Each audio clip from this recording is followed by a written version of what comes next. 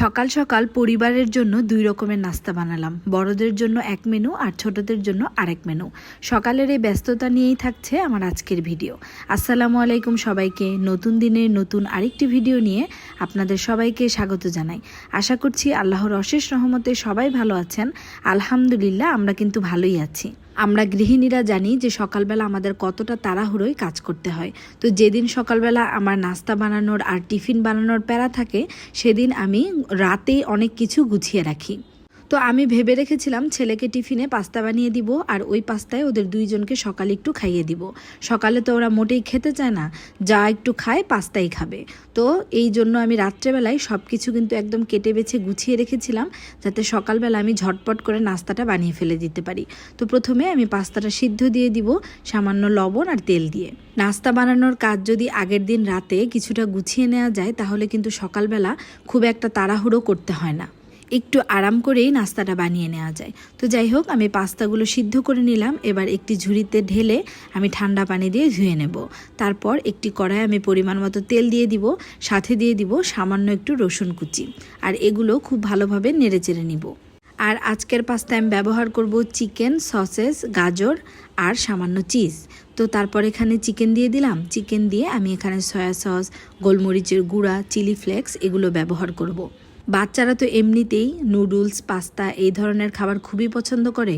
তো পছন্দের খাবারটা যদি ওদের টিফিনে দেয়া যায়, তাহলে কিন্তু সম্পূর্ণ টিফিনই ওরা শেষ করে ফেলে। টিফিন খাওয়া নিয়ে আর চিন্তা করতে হয় না মায়েদের, যেহেতু অনেকটা সময় বাচ্চারা স্কুলে থাকে না খেয়ে, তাই আর কি এই ধরনের টিফিনই আমি দেওয়ার চেষ্টা করি।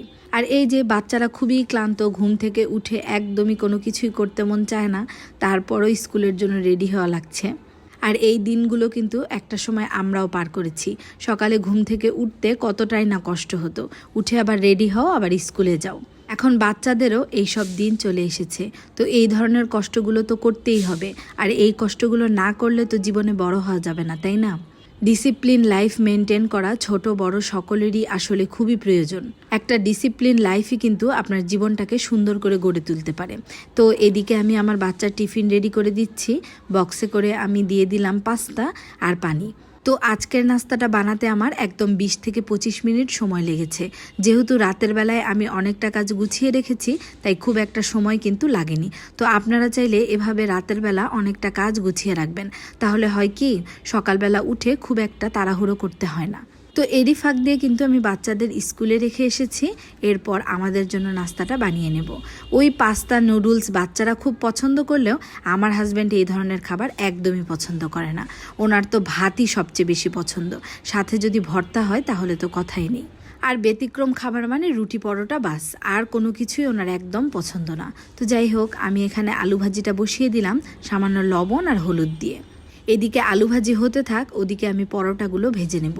এই যে পরোটাগুলো আমি কিন্তু রাতেই বানিয়ে রেখেছিলাম, আর আলুটাও রাতেই কুচি করে রেখেছিলাম, বক্সে করে ফ্রিজে রেখে দিয়েছিলাম।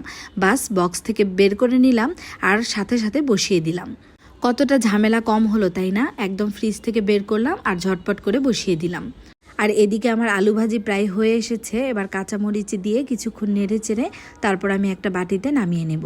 এই তো আমার আলু ভাজি কিন্তু একদম কমপ্লিট। আর ওদিকে একটা একটা করে পরোটাও আমি ভেজে নিয়েছি। এরপর একটু সুজির হালুয়া বানিয়ে নেব। সুজির হালুয়া বানাতে তো খুব একটা সময় লাগে না, খুবই ঝটপট কিন্তু হয়ে যায়। তো হালুয়াটা আমি প্রথমে ভেজে নিয়েছি, তারপর পরিমাণ মতো পানি, চিনি, দুধ, লবণ এগুলো দিয়ে দিলাম। আমি আবার সুজির হালুয়া খুবই ফাঁকিবাজিভাবে বানাই। এই তো 5 মিনিটের ভিতরই কিন্তু আমার হালুয়া একদম হয়ে গিয়েছে। নামানোর আগে 2 চামচ ঘি দিয়ে দিলাম, তাহলেই কিন্তু সুজির হালুয়া একদম রেডি।